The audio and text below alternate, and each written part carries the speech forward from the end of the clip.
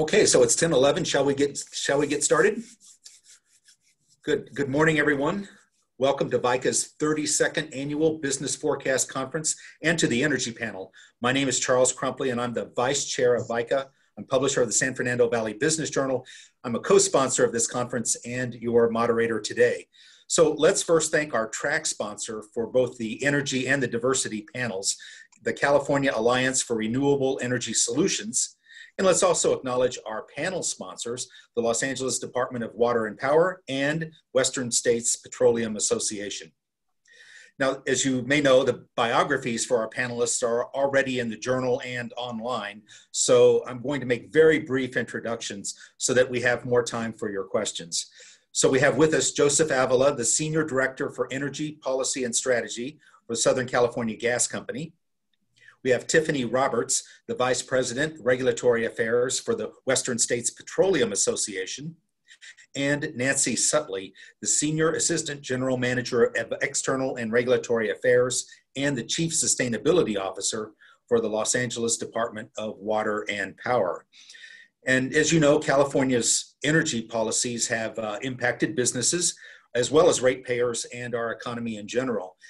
As we continue to navigate the COVID-19 pandemic, what does the roadmap look like for our state's energy policies? Are we, as we continue to work from home with the need to stay powered up and businesses doing their best to continue operating, how have California's green or clean energy goals impacted the reliability and affordability of energy?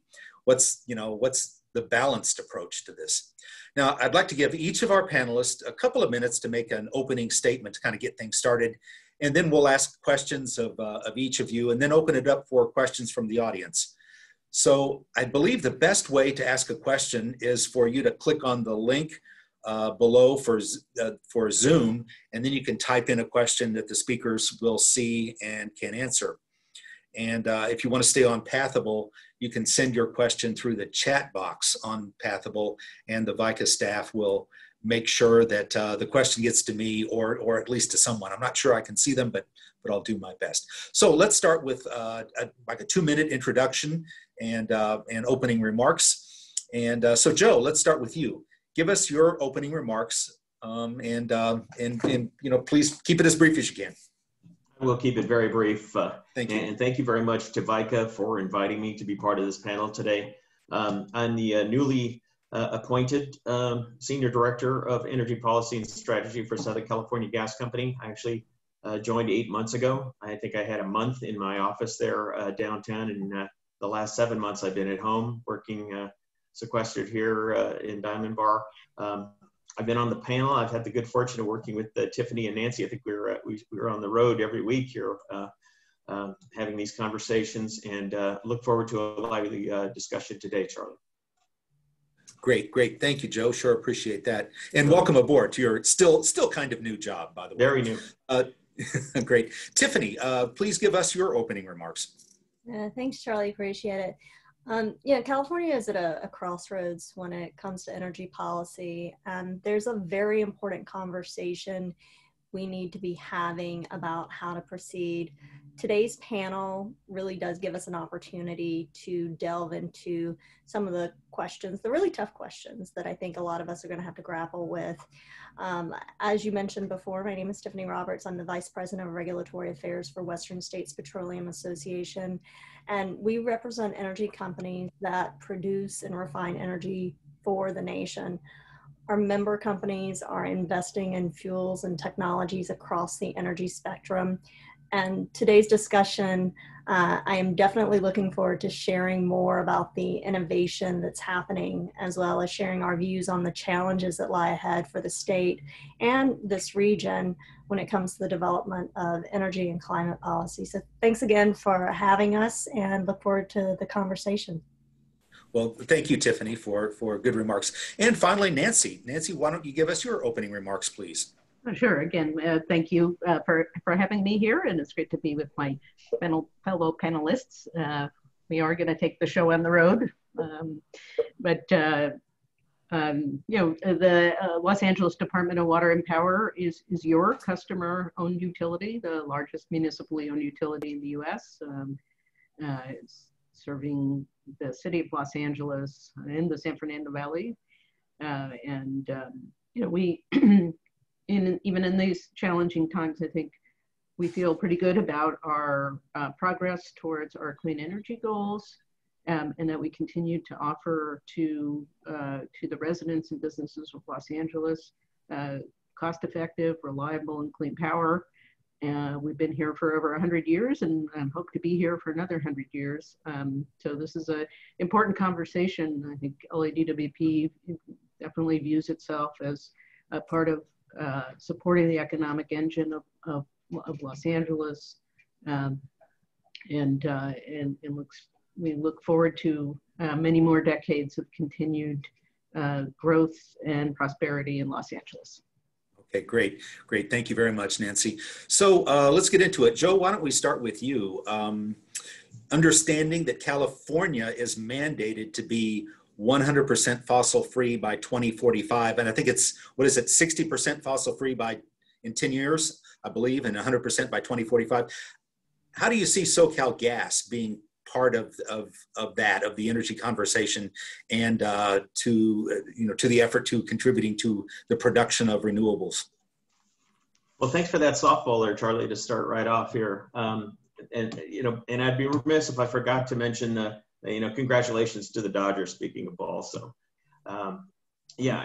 Southern California gas companies, as Tiffany mentioned, we're part of this revolution, I think. When I look at what we're doing in terms of transforming and innovating our company, in this new world, you either adapt or die. So the United States is an industrial power because it's adapted over the course of its history. We went from wood and dung and petroleum and now gas is the future, is the fuel of today. But the way I look at it is the natural gas industry, it has to change, and we are changing. I think the biggest and most exciting challenge or exciting innovation at the gas company is the fact that we're decarbonizing. This decarbonization effort at the gas company to change from traditional natural gas to things like RNG, to hydrogen, which is, in my view, a game changer. If you look at other countries, quite frankly, the United States has some ways to go to catch up. Europe is way ahead of us in terms of looking at different kinds of decarbonized fuels that will not only maintain dispatchability and reliability, but also can address the climate change issues that we have. If you look at what's happened over the last, this summer, it was kind of an interesting situation where, we experienced 2 heat storms. People have talked about that they're, 1 in 70-year events, but quite frankly, it gets hot every summer in California. It gets hot every summer throughout the Southwest. So this is kind of the new normal, quite frankly. And so we have to figure out ways to adapt to that change. Reliability is a key element for all utilities. It's at the front of, you talk to any engineer at any utility. I worked at the department for about 12 years, and they'll tell you first at the top of mind is making sure that the lights stay on. And in this summer, with those heat storms, those sustained heat waves of 3 or 4 days over 100 degrees, we want to make sure that, we keep the AC going. It's a matter of life and death. We have hospitals and other public safety agencies that rely on reliable power. So, that's a critical importance. Affordability, with 1 in 4 Californians out of work here in California with the COVID situation, affordability has to be at top of mind for families, working families in California. And so, we're proud that our rates are low, and we expect and hope that we can continue to be the lowest cost utility bill that folks have to pay. And I think the last thing I'll end on this is the fact that this transition, this innovation inflection point that we find ourselves in California, it's really probably the most exciting time in certainly my almost 30 years in the energy business. To see this transition to these new kinds of fuels, this innovation, you don't get to electrification or achieve the objectives of the bill SB 100, which is the one you were alluding to, Charlie, without Southern California gas. If you don't have gas, you can't achieve electrification. You cannot achieve the objectives of SB 100 because you have to have reliable, dispatchable, on-demand power to complement renewables, almost megawatt for megawatt. For every amount of intermittent power, you've got to have something there to stand by in the event that the wind doesn't blow, or obviously at night when the solar panels don't work too well. So I'll end on that. Okay, great. Thank you, Joe. Tiffany, let's turn to you. Businesses, of course, need to forecast and prepare for the implementation of new energy policies and regulations, such as the governor's eventual ban on the sale of new gasoline-powered cars. What approach will be needed so that the business community is not terribly impacted? Yeah, no, that's a good question, Charlie. And I think just maybe backing up a little bit, thinking about what the executive order entails and what it would require, certainly is quite daunting. Mandating a ban on gas-powered cars and trucks for the future, I think really begs a question about how you actually proceed. What's your plan to get there? And how do you go from thinking about this in more theoretical terms to really realizing what this is and how you will accomplish this goal? So I think there's probably a big gap between theory and reality. Just in terms of the analysis that we're seeing as well, I think it's important to have that analytical background and to understand what the potential implications are, especially as you ask what the resources are that are needed. Certainly the first step is analysis and asking ourselves the question, not only what is needed, but maybe taking a step back and thinking about to what end, what goal are we trying to achieve?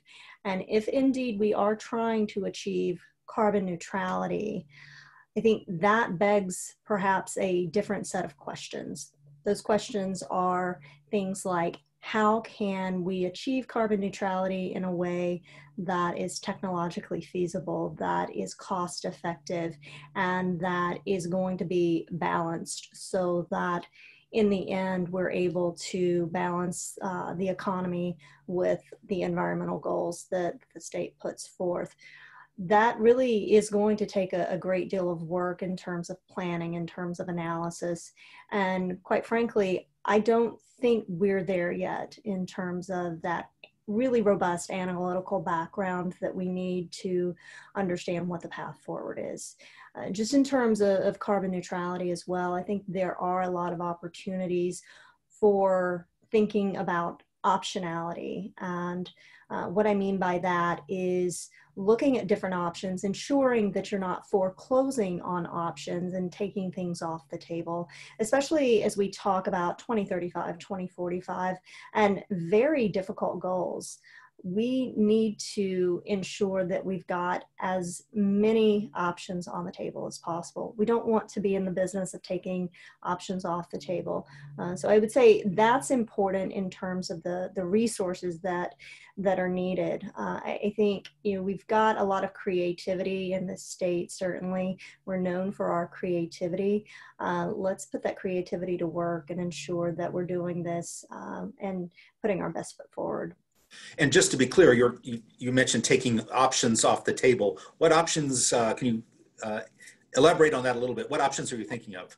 Yeah, absolutely. So, for example, the Air Resources Board currently is doing a lot of work within its mobile source strategy, advanced clean truck rule, low NOx omnibus rule, a lot of work in the transportation space. And what we're seeing is that ultimately it does seem like they're picking winners and losers. They've kind of put their money on electrification, a little bit on hydrogen. I like to give hydrogen a nod, and certainly we have members who are in that space as well. So it's an important consideration and component.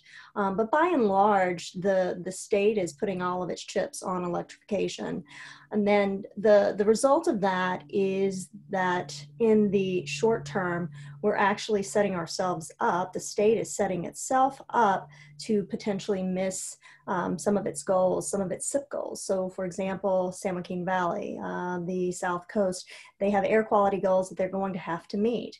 And the way that the Advanced Clean Truck Rule, the Low NOx Omnibus Rule, and really kind of the mobile source strategy writ large is being developed, we see that they are taking liquid fuel options off the table. Those liquid fuel options could actually help the state achieve those goals that they so desperately need to achieve in order to ensure attainment of air quality. That needs to be on the table. And what we're seeing now is that it's not. So, just circling back to that first point, making sure we've got all the options on the table, including liquid fuels, that's the best way forward. Okay, great. Thank you, Tiffany. Sure, appreciate it. Nancy, let's follow up on that. Per the direction of the mayor and the city council, LADWP, as you well know, is working on achieving 100% renewables portfolio. In your opinion, what are some of the viable long duration storage options we should be thinking about? Obviously, storage is a big issue with this. Do we have the storage capacity to meet the energy demands of our region? Thanks. So yeah, let me start a little bit by telling you where we are in terms of meeting those goals. So I think as Joe mentioned, SB 100 sets a goal for the utilities at 60% meet a 60% renewable portfolio standard by 2030, and then 100% clean energy by 2045. And the city's goal to be carbon neutral and have a zero carbon grid by 2050. So we're working through all those issues and really trying to be thoughtful about that. So we've got the National Renewable Energy Laboratory, part of the Department of Energy, that is helping us with the study on how we get to 100%. And right now, here in 2020, we're at about almost 40% renewables. And our electricity is almost 60% greenhouse gas free in this year. And we've been adding renewable energy, some big projects. In fact, the city council just approved a new wind project called Red Cloud in New Mexico. So we're well on our way and continue to work towards those goals. And one of the important things is to understand that energy storage is going to have to play a very important role in how we manage the electricity grid, because dealing with these renewable resources, they are intermittent. We can't produce solar when the sun's not shining and when the wind's not blowing. But this is an issue that GWP has been dealing with now for many, many years. Decades ago, we invested in hydro pump storage at Castaic to store energy produced from coal and nuclear, and to be able to use it at high demand periods. And that project is sort of being converted to deal with the renewables. So we're able to manage the grid that way. Obviously, batteries are something people hear a lot about, and now our renewable energy contracts all include energy storage. So last year we signed one of the largest and certainly the cheapest solar contracts with Elan Solar project near Mojave, California, that includes 1,000 megawatt hours of energy storage in the form of batteries. So we continue to evaluate different technologies. Batteries can play a very important role, but they're available for an hour or for 4 hours. So we need to think about kind of longer duration storage, so pump storage like Castaic.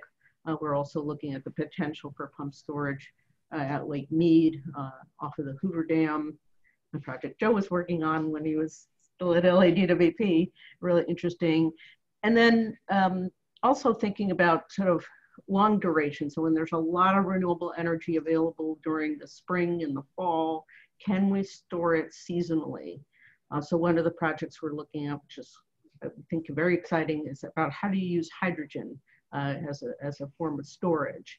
So the way you would do it is to use all that renewable energy that's produced at times when demand is low, demand for electricity is low, and use that to create hydrogen, electrolyze through an electrolyzer. And so at our IPP Intermountain Power Plant in Utah, that currently is a coal plant, which will be shut down in 2025 and converted to natural gas. There's the opportunity there to take advantage of some of the features of that area to create hydrogen, store it underground, create it with excess renewables, store it underground, and then being able to use it seasonally when demand for electricity is high in Los Angeles in the summertime. And then looking at hydrogen both in the pipeline and potentially to create it here in the basin to help us replace some of the natural gas that's currently burned in our power plants.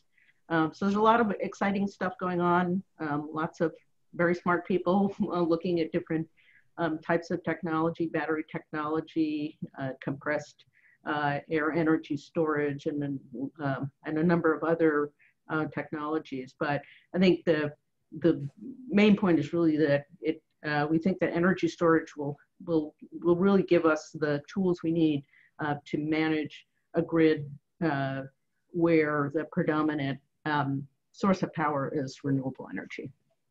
So, and so I'm no expert in your field, of course, but you talked about pump storage. Is that can you just, for clarity's sake, can you tell us what that is? Is that where you pump water up to a high reservoir and then let it flow through turbines? Yeah. So if you drive up I-5 towards the Grapevine, you'll see on your left-hand side a lake. That's Castaic.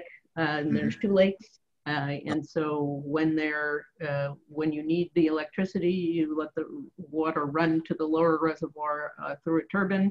And then what we had been doing at night when there was a lot of excess electricity on the grid, using that to pump it back up to the upper lake and wait until we needed that. And so, as I said, we were looking at something similar at a different scale at Hoover Dam and on the Colorado River in Nevada, on the border between Nevada and Arizona, and the idea that you with a pipeline and we already have the turbines there since LADWP was one of the companies that built the Hoover Dam in the 1930s and we've benefited from getting power from Hoover Dam since then. So thinking about how we use that resource differently.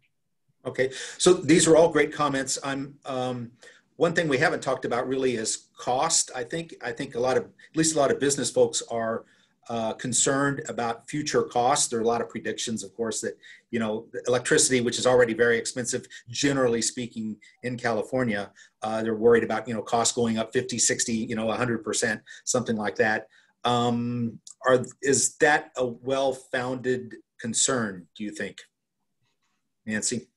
Yeah, well, sure. I mean, it's something that we always try to keep an eye on. Obviously, we are owned by the people of Los Angeles, and so we want to be able to make sure that we continue to provide cost-effective power to businesses and residents in Los Angeles. And still, with all of these investments that we've been making in renewable energy, our rates are still considerably lower than those of our neighbors, Southern California Edison. Since they're not on the panel, feel free to say all of that. But it's a good question. I mean, we're talking about an unprecedented sort of investment in our grid, in renewable energy, and we obviously have to manage that in a way so that we can manage the cost increases. But the fact of the matter is that the cost of renewables has come down significantly, and that right now, so the Elan solar project is cheaper to run than anything else on our system, except the things that are free, like some of our hydro that comes through our aqueduct. And the cost of renewables is coming down has come down significantly. So, as you know, as you were mentioning, you know, when California had some challenges in August, the renewables are the things that we're running first. You run those first because they're cheapest. They're the cheapest, and so, you know, it's not to say that this is all free, but we certainly feel confident that we can manage the cost of this transformation, that the cost of the renewable energy is coming down, and even with storage, that the renewable energy contracts we're signing now are more than competitive with other forms of energy. Okay, thank you. Let me ask the same question of our other panelists if they want to take it up. Joe, what do you think? You think California will remain or can be cost competitive with surrounding states if we have the most aggressive renewables policy? Well, it's going to be a little bit of a challenge insofar as I think right now we're about 54% higher than the average cost of energy in the United States. And it's because, you know, we've been trying to address this climate change issue. California for the last 25 years, I think, has been a leader in energy, green energy, you know, dating back to the Carter administration. So, you know, we've had these goals. They're laudable goals. Obviously, you know, I grew up in the 70s when we had smog alerts and things like that. Nobody wants our air to be of that, you know, that type of air anymore. You know, my children certainly are breathing better air than I did as a kid. It is going to be a challenge, quite frankly, to do both. As Nancy mentioned, you know, renewable energy has come down considerably, especially solar. But, you know, not to be too controversial, but, you know, solar has been born on third and thought they hit a triple. I mean, there's been incentives drive scale. So, you know, we've been supporting scale, the solar for a number of years, and now it's starting to yield some benefits. I was in the room when they were laughed out of the room. You know, they were just so non-competitive when they first came out 20 years ago. There was no way, and I was at the department, that we were going to bring this on. And here we are, fast forward 20 years later, and solar is a major player and is, as Nancy mentioned, probably the cheapest, one of the cheapest, if not the cheapest resource that they have in their portfolio for 6 hours a day. So I'm going to jump into, you know, very quickly a Power 101. So for 6 hours a day, you've got plenty of solar from 10 to 3, you know, and with the RPS goals being 33% going to 50, 60, and 100, you know, this banana in the middle of the day, and I call it a banana because on the CalISO website, it's yellow, is just going to continue to grow. In the steepness of that curve, as it transitions off of dispatchable power to renewables in the middle of the day, is going to get steeper. And, you know, the transition off of renewables on the other side at around 3 o'clock is going to continue to be steeper. So what we found in the summertime, as an example, is we had, you know, 75% of the power coming into California, according to CalISO, was gas-fired power, both domestically produced. Thank goodness for the department stepping up and keeping the lights on in the city, because they're still a vertically integrated utility. But we imported, you know, 20% of the power to keep the lights on in California, and it was gas-fired and coal-fired power. So we need to figure out, as Nancy mentioned, a cost-effective solution. Thank goodness for Castaic. You know, I worked on that project. It's a 1,250 megawatt mechanical battery. We're looking, as Nancy mentioned, I have been working on the Hoover project for about 4 years, and that's potentially a 2,000 megawatt mechanical battery there, you know, that the department would be able to benefit, and really utilities throughout the Southwest. But, you know, everything that we're talking about has a B on the end of it. These are $1 billion plus projects, whether it's, you know, replacing long duration storage. Hydrogen obviously is a potential option, but for right now, you know, we're still a wires and pipes business, and everything's going to be very costly. So maintaining cost effectiveness on the energy side is going to be really challenging. I mean, thank goodness the gas company, our bills are still like I said, one of the cheapest bills. We hope as we transition to, you know, greener molecules, that we're able to continue to keep our rates as low as they are going forward. And I'll stop there. Okay, thank you. No, and I don't mean to be obsessed about this point, but from where I sit, businesses are very concerned about costs. It's very costly in California, and I think they look at the green energy mandates as being even more costly for them, and you worry about businesses feeling motivated to move to another state where they can get low cost energy. I hear that a lot. I don't know how much you hear it. Yeah, I hear that a lot. Charlie, So I tell you, that's a legitimate concern. It's absolutely a legitimate concern when, especially for manufacturers, that the part of the O&M that has to do with energy costs obviously is a consideration.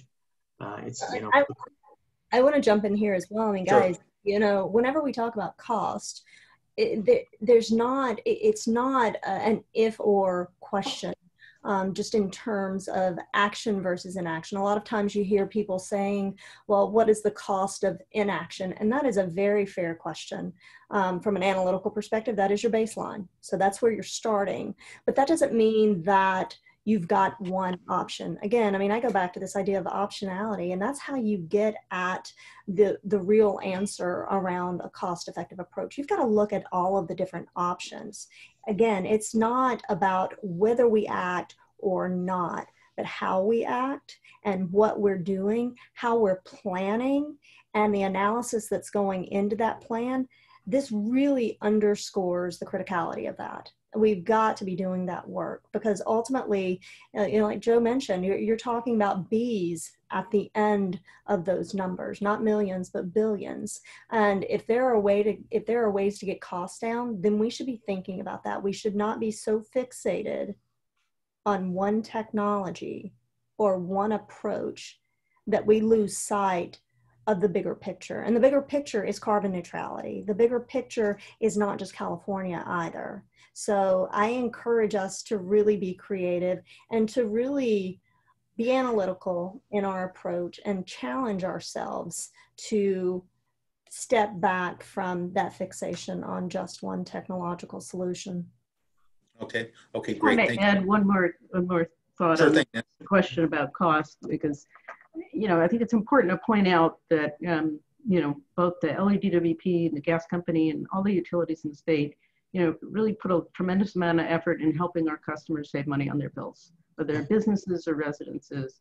And we invest a tremendous amount of money in energy and water conservation programs that have been very successful, not just in helping sort of us manage our resources. It's tremendously helpful for the grid to have energy conservation, demand response programs to help us manage and make sure that we can get through periods of high demand. But it also helps our customers save money. And so we work with businesses all across the city, the large businesses, small and medium-sized businesses, to help them manage their energy bills. And from the biggest, one of our biggest customers, Anheuser-Busch in the Valley, they've done amazing things at their facility to both save energy and water, Cedars-Sinai and other large customers, but also with small and medium-sized businesses. We basically do a lot of energy conservation for free for our small and medium-sized businesses. We'll come to, not right at the moment because of COVID, we would come to the business and replace lights and do a bunch of other things. So, it's something that's not just beneficial for our customers, but it's actually beneficial for the particular customer, for all our customers. And so that's an important part of the equation, no matter where we end up. Hey, Charlie, I wanted to just quickly piggyback off something Tiffany said, that you mentioned trying to get things cost effective. Quite frankly, with all due respect, I would love to have more engineers, utility people, and finance people in the room when the decisions are being made. I think, I worked at the department and I loved the fact that I was surrounded by a lot of gray hair, a lot of slide rules. And before, they measured 3 times and cut once. That's how you make a sound decision that's good for the customers, that ensures safety, but also ensures that we're doing things in a cost-effective way. I think the biggest challenge, Charlie, that we're having is the fact that we have 2 systems. And Nancy over there, God love you guys at the department, because what they're doing right now at utilities, electric utilities in particular, are having to maintain dual systems. they have a renewable system that runs and it's green and, you know, it's bunny rabbits and rainbows on this side. And then good old fashioned gas and coal and nuclear units that are there when things don't go right. And so thank goodness, you know, they've got a portfolio of assets there at the department, including Castaic and a bunch of gas units that run in basin and IPP out in Delta, Utah. But those are the units that are running for 18 hours a day when solar doesn't work or the wind decides it's not going to blow. And so they're maintaining both systems, and utility customers are paying for both simultaneously. Until we make this transition, those things are happening simultaneously. Right, right. You know, and I want to get back real quickly to something that you mentioned before, Joe, and in fact, it's come up a couple of times, and that is the power outages that we had last summer.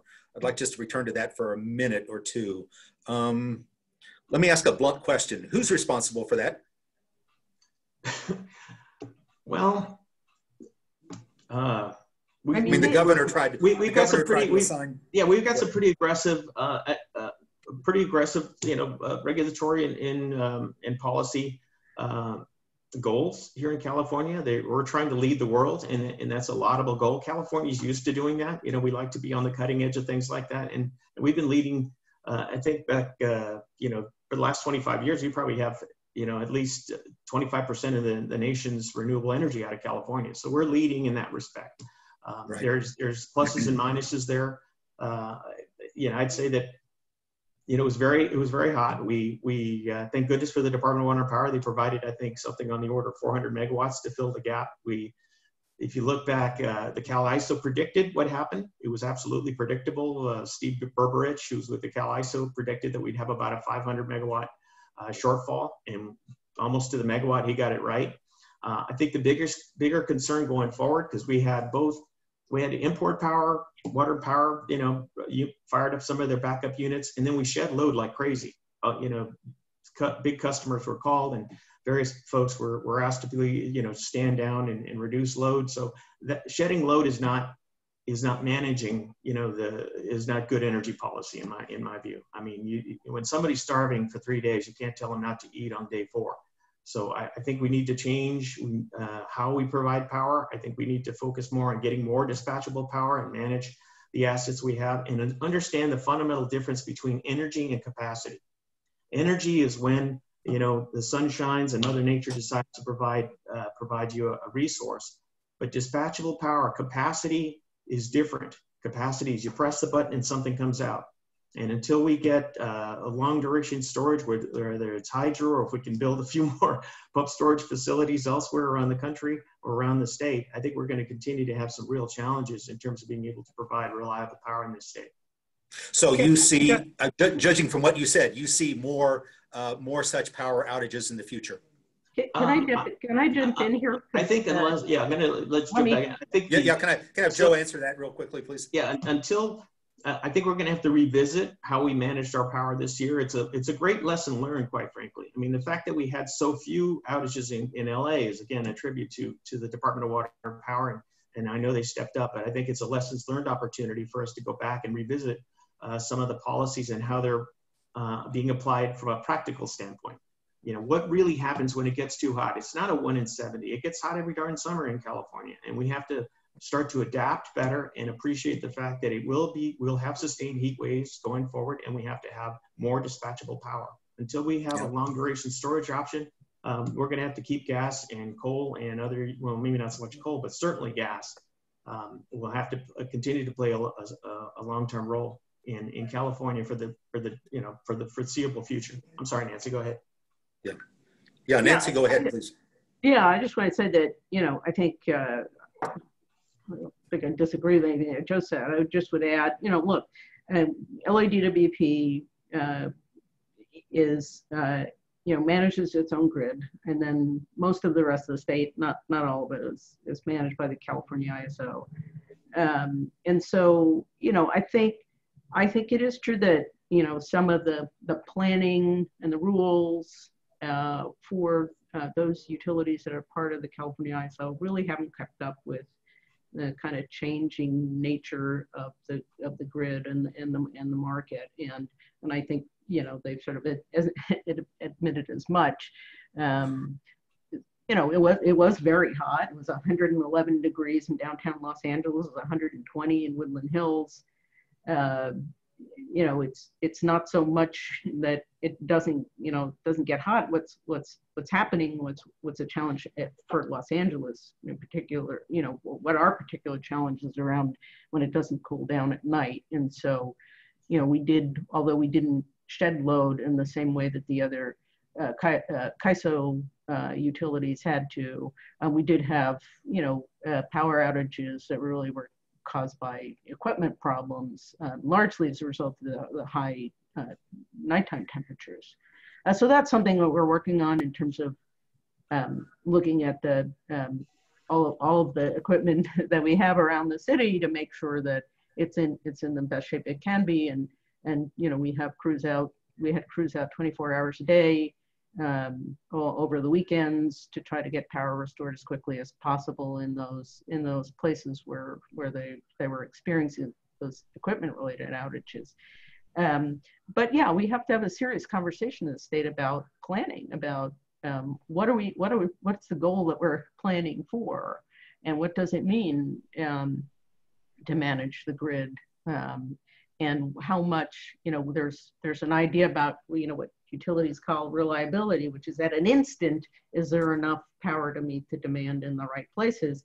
And then thinking about more longer term, kind of what we would call resiliency. So over a period of a heat storm, or over the period of you know, days or weeks, are the resources there? And I think that's a place where DWP does it differently than the CAISO or the Public Utility Commission directs the investor-owned utilities to do. And they, you know, so they have to have a serious conversation about what those standards are and how they're going to assure Californians that this won't happen again. Okay, thanks. Before we move on, Tiffany, would you like to weigh in on that? I think the original questions were who's responsible for the power outages that we saw last summer, and can we expect more in the future? You want to weigh in on any of that? Yeah, I mean, one thing that I would say, I think obviously Nancy and Joe have said a lot in this space, so not to be duplicative, but I would like to note that our industry specifically saw this as an opportunity to actually contribute to the grid. Certainly during the PSPS events, we were called upon by the governor's office to help provide electricity back to the grid. So I think, again, it underscores the need to not put all of your eggs in one basket, and ensure that when we are pursuing these goals, that we're also keeping in mind reliability, affordability, and availability of our sources. But I do want to mention that because I think it is important to know where your electricity is coming from and how you have that backup, and the fact that we have an opportunity to actually contribute and be part of the solution. Yeah, and Charlie, we got the same call from the governor, by the way, and I think Water and Power did too, to step up. And you know, I'm really proud of the gas company's contribution, because quite frankly, you know, the gas units around the state, if they didn't have fuel, they'd have been Rommel's tanks without fuel on the beach. So you know, it's really important we did step up, and we're part of the solution today, you know, in this current environment, and we expect to be part of the solution going forward. So we're excited about the future, but we're happy to be able to keep the lights on in the state this summer. So in a crisis, natural gas kind of helped out. Every night. Yeah. I mean, if, you know, the usual load curve starts to trickle off about 6 p.m. And as Nancy mentioned, you know, people had their AC on because it was still 100 degrees in Woodland Hills. It was 121 in the day. It was still, you know, over 100 at 9 p.m., at 10 p.m., at midnight. You know, that load curve actually peaked back up in the evening. And, you know, it happened several nights this summer. So. Yeah, absolutely.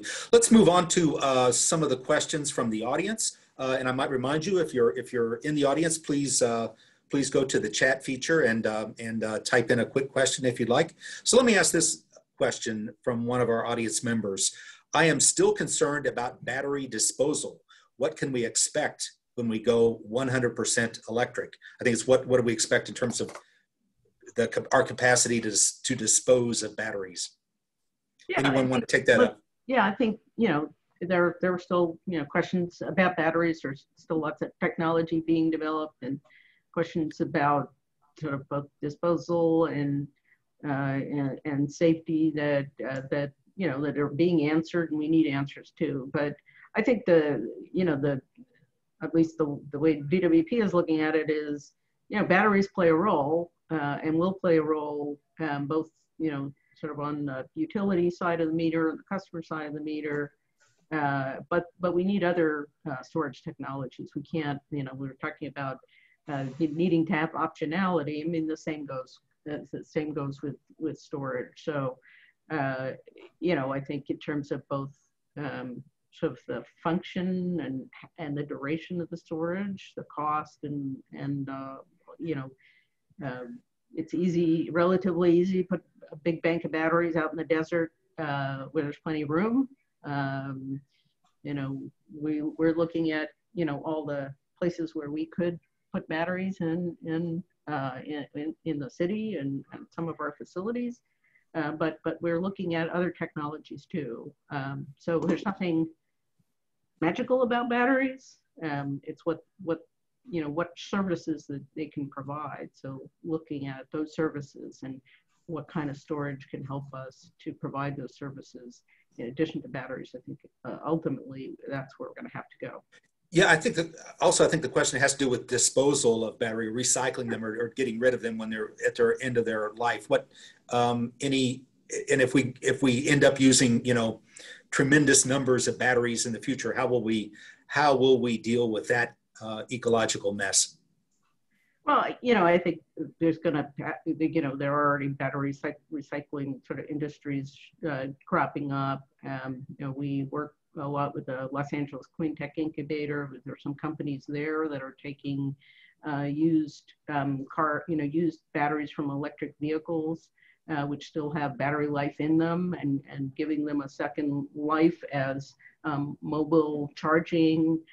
So, I think there's still, there's both the actual, when you get around to having to finally dispose of them, but also thinking about how can we reuse them? How can we give them another life? How can we, take advantage of the sort of the energy that's still stored in them? Okay, great. And Tiffany and Joe, would you like to weigh in on that? You don't have to, but if you'd like to. I'm sorry, yeah. Tiffany, why don't you go, please?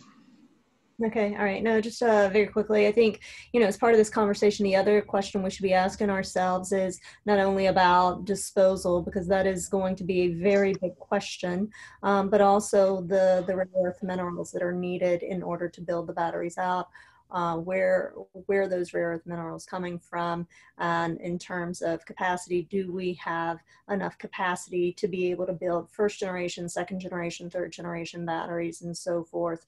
So I think that's a good line of questioning as well. Look, in this entire space, I think we need to have a dose of humility and to really understand we don't have all the answers, right? We don't have all the answers, and we need to be able to admit that and to really come together and to try to think about what the solutions are going to be, rather than thinking that we do know what the right answer is going to be. And ultimately, when it comes to batteries, when it comes to storage question, when it comes to just general technological development questions, I think the more that we are able to not only identify the questions that we don't know and really put our shoulder into trying to understand those questions more, but also putting in dollars around R&D. I mean, that's tremendously important. So we need the state to really be thinking about all of these hard questions in a way that's not only putting kind of human resource and brains behind it, but also putting some dollars behind these hard questions as well. Yeah, just really quickly, Charlie. So that's an excellent question. Whoever asked that, we were asking that question as well. I just read a study in October from Columbia University that mentioned the fact that to get to 50% RPS that we're planning to get to here in California, we're going to need 8 times the amount of battery storage that we have in the entire United States right now. 8 times the entire United States. That's how much batteries we just to get to 50%. So those batteries are going to have to, first of all, they're going to have to be placed somewhere in somebody's community, and then they're going to have to get disposed of. And it is going to be a huge challenge going forward. You know, quite frankly, SoCal Gas considers itself a giant battery. We'd love to be a pump storage facility, but we also have, you know, a tremendous capacity to store energy. Our plan is to decarbonize. We have RNG in our pipes as we speak, renewable natural gas. As Nancy mentioned, hydrogen is definitely the future. It is scalable. It can park that renewable energy that we get in the spring, because you get a lot of solar in the springtime and it's not all consumed. And it'd be great to be able to take a season's worth of power, convert it to hydrogen, store it out at the salt caverns there at IPP, and then bring it out in the summertime when we need it. So there's decarbonized options. You know, we own the freeway. We've got 100,000 miles of pipe. And we'd love to park a bunch of nice green molecules in there and be able to utilize them in the summertime. So we won't have that disposal problem that we're looking at right now. Great, great. Let me go back to another question from the audience. And by the way, please send us your questions. We love your questions. So please type them in. This question's a little long, so let me paraphrase a little.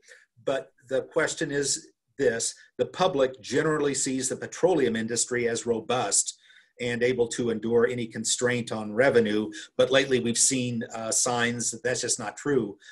Just here locally, we've seen the Chapter 11 filing of California Resources Corporation, which I believe is the largest independent oil and gas producer in the state.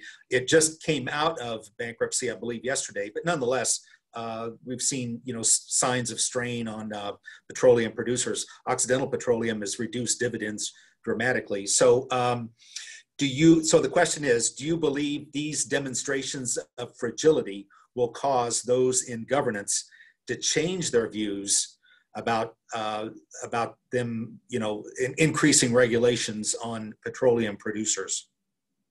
Yeah. Tiffany, would you like to take that up? I'm guessing that's probably a question for me. So absolutely happy to jump in on that.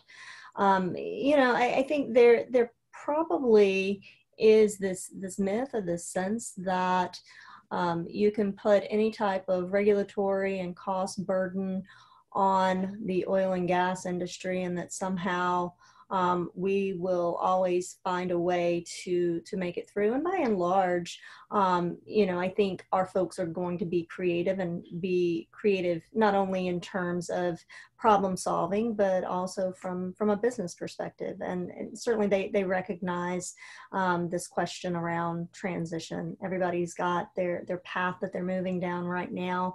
They might be at different places on that path, but everybody recognizes that. But ultimately, you know, I mean, we represent national, international companies, and quite frankly, they got choices when it comes to where they do business. And I think that's an important consideration to keep in mind, especially considering the fact that LA County, for example, the industry represents more than 60% of California's total refining capacity. Just in LA alone, the industry supports over 133,000 jobs and contributes $32 billion in gross regional product, $4 billion in state and local tax revenues. So knowing what those numbers are, knowing the contribution that the industry makes, I think it's imperative that policymakers and decision makers in this space keep that in the back of their minds, because while we are committed to this state, there's also kind of this sense that, you know, we're out there, we're doing a good job, and we want to continue to be able to do a good job, but ultimately the cost of regulatory burden within margins, you know, there is going to be an impact over time. It's not as though we are an endless revenue stream, if you will. And I think people need to keep that in mind, and just to have an honest conversation about what the implications are in terms of regulatory burden and the ultimate potential unintended consequence from an economic perspective and from a jobs perspective.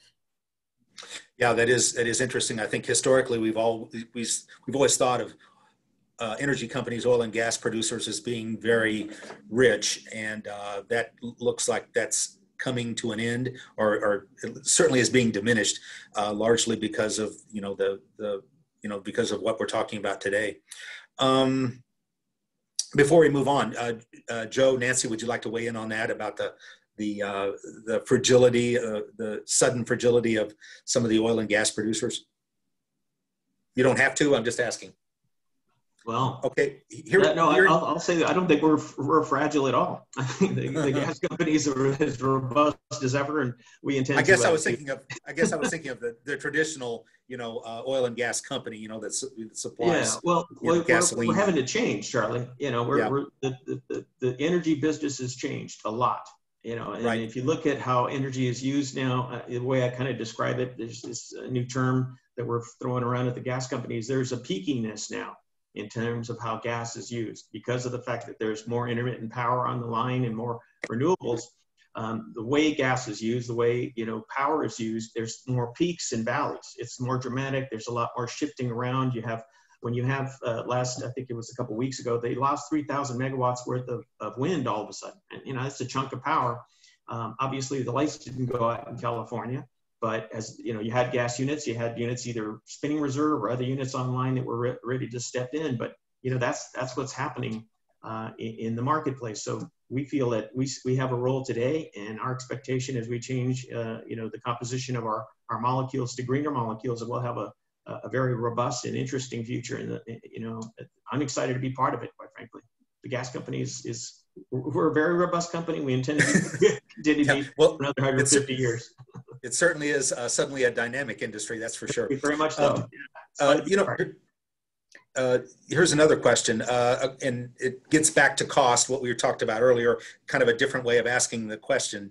But the question is this: according to Forbes, 63% of Americans don't have enough savings to cover a $500 emergency. So help me understand how that demographic will pay to transition to a 100% electric home. Any thoughts on that? Let me take a stab at that. So first of all, I think we are at LADWP. We really are proud of our history and our future in providing cost-effective, reliable power, environmentally responsible power to the city of Los Angeles, to all of residents and businesses. And so as we look at electrification, we see tremendous opportunity in the transportation space. Obviously, we've already talked about some of the aggressive goals there, and that we feel confident that we can support those goals, and have really been trying to make investments to do that.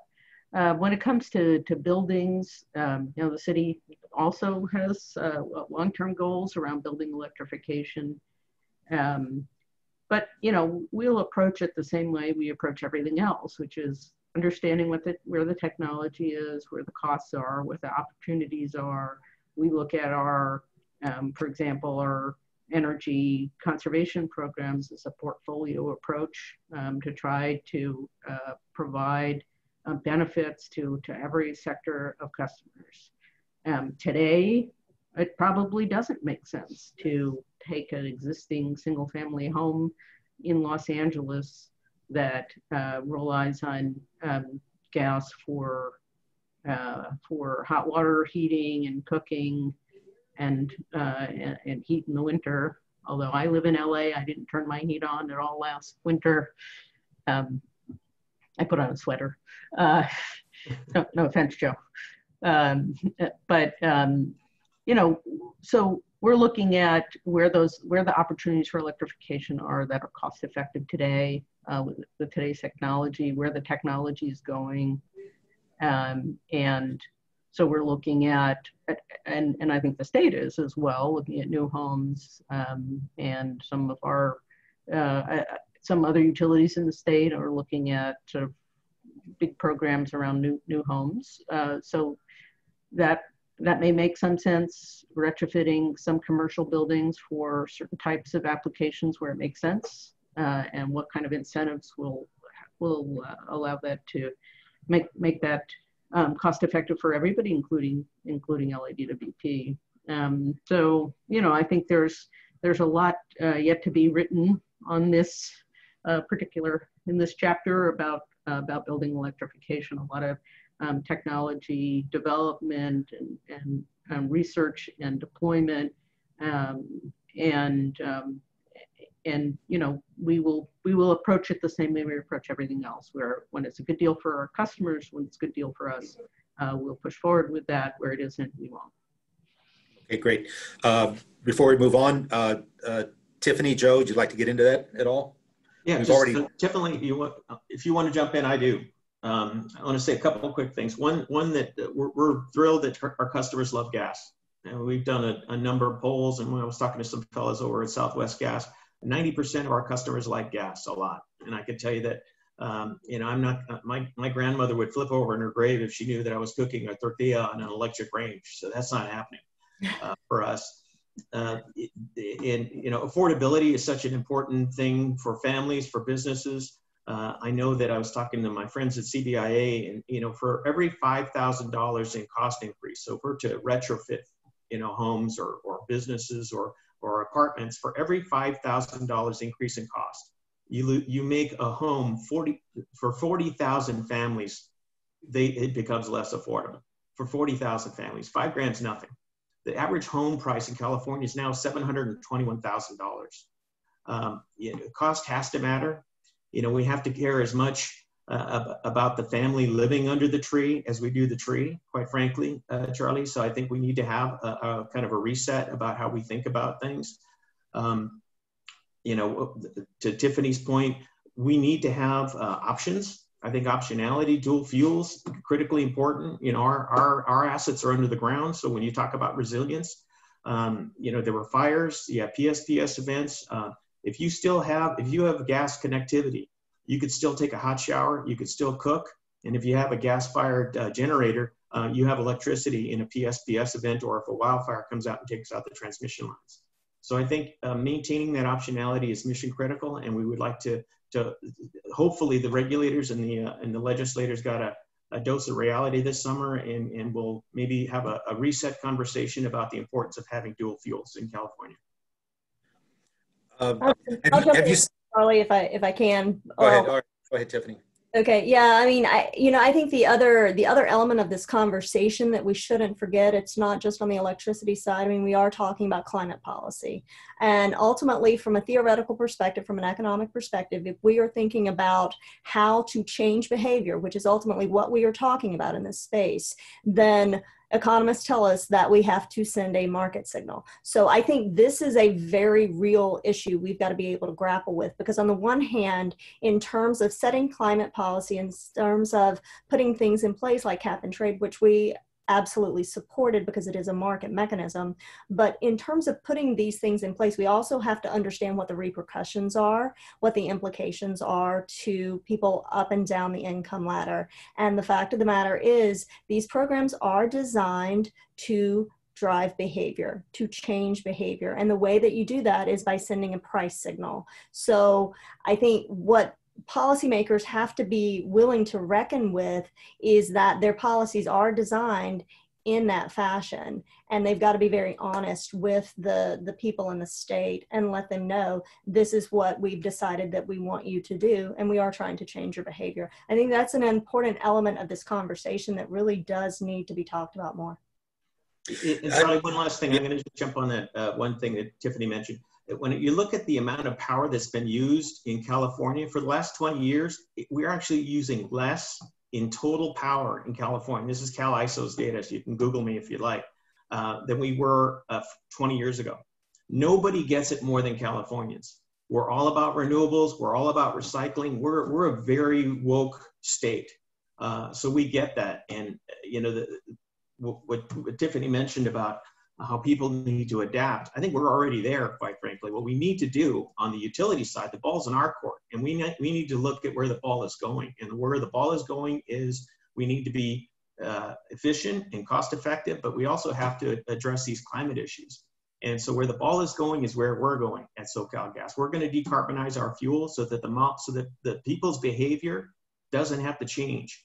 they can continue to be as environmentally friendly and forward thinking as they need to be, but they could still take a shower, they could still cook and things, and still use gas. It'll just be, the molecules will be cleaner, so that when Nancy fires up her gas units, she'll be running a cleaner gas unit that is dispatchable, that will keep the lights on at 9 p.m.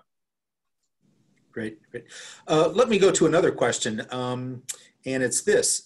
I'm curious about the 500,000 green jobs that politicians have been discussing for at least a decade. Is that a real number, or is it fiction?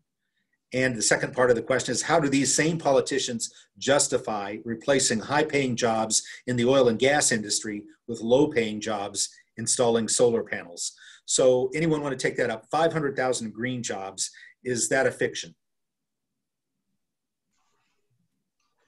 Anyone? I'll jump in if no one wants to.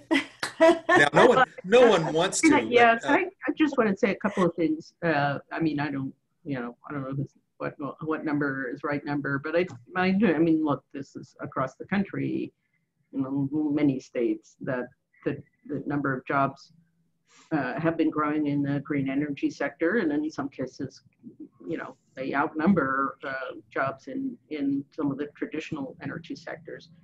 But just for LAD to BP, I mean, this is a hugely important issue for us, not just as a big employer, but also as part of the economic engine of Los Angeles. And so we want to see these be good, high-paying jobs, and we think they will be. And we can do our part in terms of our workforce and making sure that that we're keeping an eye on opportunities for our workforce in green energy, and also, frankly, in the contracts that we sign, to make sure that those are good, high-paying jobs where people can support a family. And I think we've been able to do that. So, I can't speak for every part of the clean energy industry, but at least as it touches LADWP, we're doing that. Right, Tiffany, you have any thoughts on that question about all the green jobs that I think I think it's fair to say they haven't materialized in the numbers that were kind of, I don't want to say promised, but that were indicated earlier. Well, and guys, I mean, let's be real. Let's talk about data. What is the data behind this? Because I am very data driven when it comes to any of the reports that I see. I'm always looking and trying to understand what is the analysis behind it. How are you defining things? And so let's be very, very clear about how green jobs are being defined.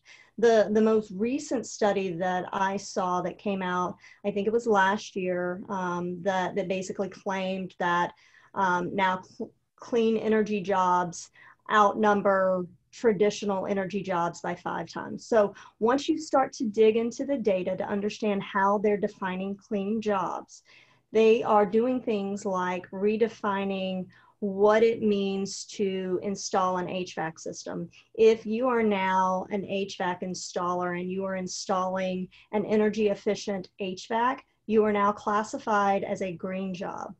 If you are now installing an energy efficient dishwasher, you are now classified as a green job. Okay, so talking about what those definitions are and the data behind it is absolutely critical. I want to touch on one other point. I actually am considered a green job because I work on climate policy. And the way that the study that I mentioned before essentially parsed their data, they looked at the entire energy sector, and they looked at who's working on all different types of alternative energy. Our industry, the oil and gas industry, is significantly invested in innovation. So quite frankly, a lot of our jobs were classified, rightfully so, as green jobs. So I think it's this false conversation to pit the oil and gas industry against clean energy when we are very much in that space. So I think that's an important point to take away. And then secondly, again, just kind of emphasizing this idea of ensuring that we know what we're talking about whenever we're talking about the definition of clean energy jobs. Yeah, I'm shocked that people would fudge the definition to get the result that they wanted. That's an astounding thought. And yes, that was a joke. But let's talk about something else that we haven't discussed yet, and that is the coronavirus, COVID. I guess a general question: what is COVID? How is that? What does that reveal about our city and states, energy demands? I realize that's a vague question, but how has COVID impacted your field? Joe, why don't we start with you? Yeah, I'll jump in there. Well, the good news is that the utilities, proud to be one, quite frankly, proud of everybody on this panel. We transitioned pretty seamlessly from a non-COVID to a COVID situation. The lights were on, the water flowed, everybody's taking hot showers. So all of us were doing our jobs. I know that our folks in the utility industry are kind of designed to deal with, crises. They happen here in California. We have earthquakes, we have wildfires, we have various natural and now PSPS events. So we're kind of accustomed to dealing with those kinds of things. This is obviously an extraordinary circumstance in terms of the impacts of this pandemic were a little bit more magnified than in the past. But if everybody will notice, everything was pretty much the same, other than the fact that for our folks, we have about 4,000 of our employees are in the field. They adapted to some new protocols, social distancing and masks and whatnot. But our folks do have masks, as a matter of course, because whenever they're dealing in either with chemicals or in fire-prone areas, that we have different kinds of masks that our folks wear. So they were kind of accustomed to wearing masks. Safety is always a priority at the gas company, and I know it is at the Department of Water and Power as well. So I think we adapted pretty well to what happened with COVID, and I'll stop there. Okay, Nancy, any thoughts on that? On how COVID has impacted DWP?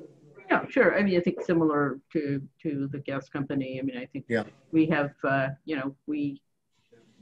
we have adapted very quickly to some of the changes associated with COVID. And I think really, I think, as Joe said, I mean, safety of our employees, safety of our interactions with our customers is always, sort of job one for DWP and for other utilities. And so, we have confronted this, this pandemic by adapting our safety protocols to make sure that it met the needs. So keeping the lights on and the water running, we've been able to do that. We've been able to keep our employees safe. We've had almost no incidents of on-the-job transmission of COVID. And then, trying to address our customers' needs as they've changed during the pandemic. I think we looked at what it would mean for people working at home. I'd say probably everybody's got sufficient power to run their computers and other things that they're using at home. And so, and then we have to adapt things like we had to close our customer service centers, some of which we share with the gas company, but, try to move folks online and to the phone and some in-person appointments. So I think all in all, we've managed as well as possible. I think the other thing, frankly, about COVID is really the impact on the economy. So we, as other utilities in the state, suspended disconnections for non-payment, recognizing that if people are at home, electricity and water are essential, staying at home. We want to make sure that we are helping people manage on the financial side as well. So the city council just allocated $50 million of CARE Act money to help people, low-income residents of Los Angeles with their utility bills. So that program will be rolling out very, very shortly.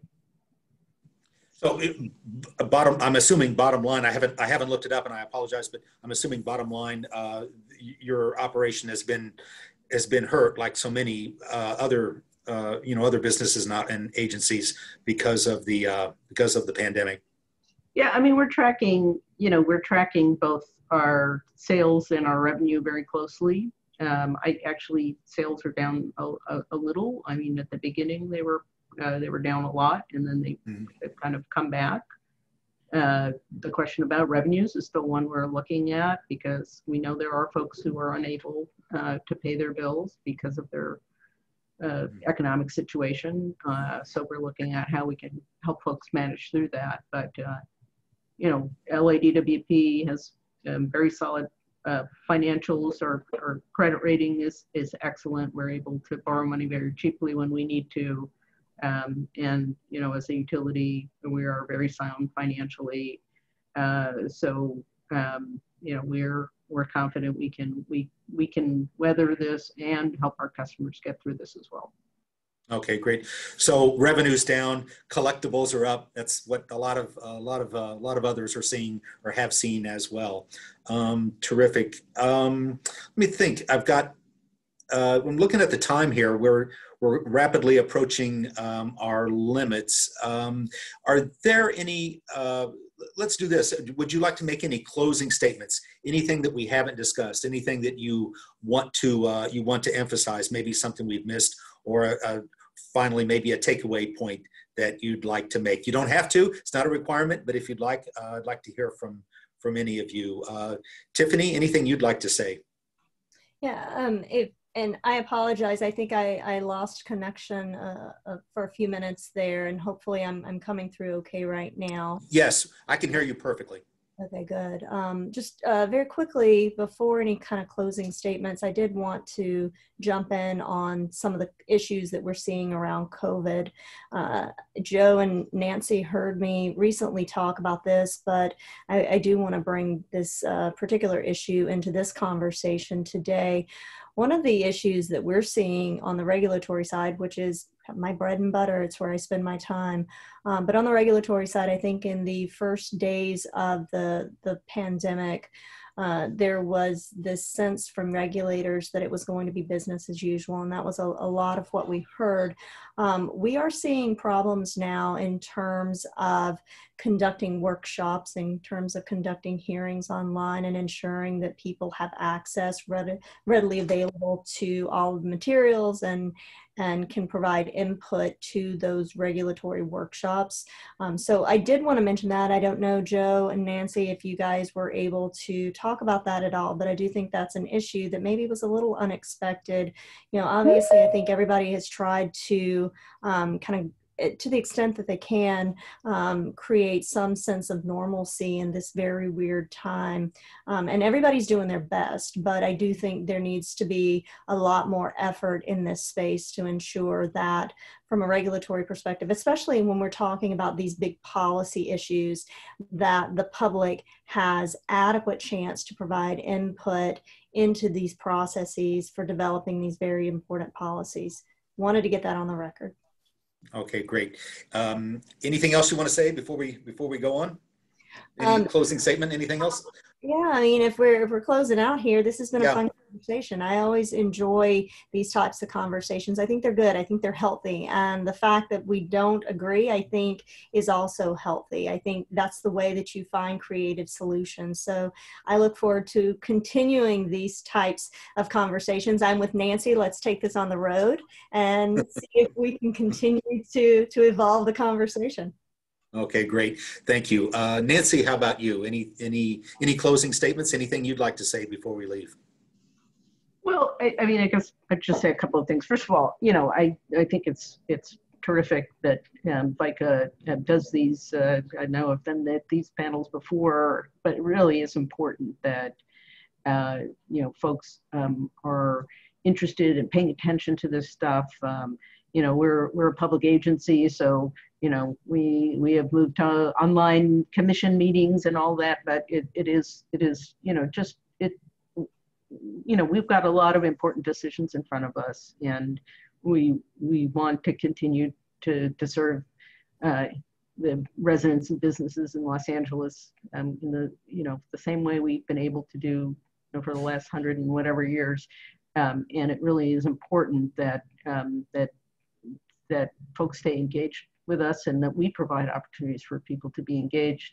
We need your input on all of these plans, and I remain very confident that that with all the brain power at LADWP that we can manage this transition, but we need to ensure that everybody who is a LADWP customer and lives and works in the city of Los Angeles knows what's going on and is able to participate. So I just wanted to mostly say thanks to VICA for doing this and for always being interested in what's going on at LADWP, and look forward to future opportunities to continue to communicate and collaborate with everybody who's a part of VICA, listening in on this conversation, and of course my colleagues on the panel who I always enjoy interacting with.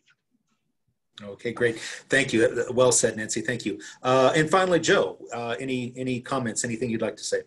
Yeah, I want to second that. Thank you very much, VICA, for inviting me to be part of this panel and to giving us an opportunity to talk about these really important issues. I'm a longtime supporter of VICA, and I know Stuart and some others on the VICA team there, and I really appreciate this opportunity. It's if there's one thing that I've learned during this COVID situation as a newcomer to the gas company, I'm so humbled to be part of this utility industry.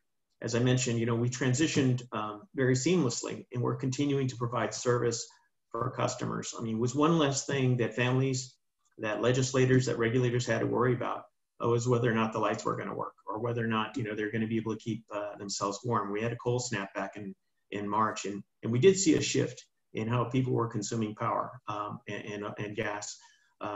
There was a reduction, obviously, on the commercial industrial side of about 15 to 20%. We saw a corresponding increase on the residential side. It's starting to level back out again and look more like a normal consumption curve. But I mean, there are people on the other end of those data points, families, and who are being impacted. And we're just grateful to be able to continue to provide a low-cost, reliable service.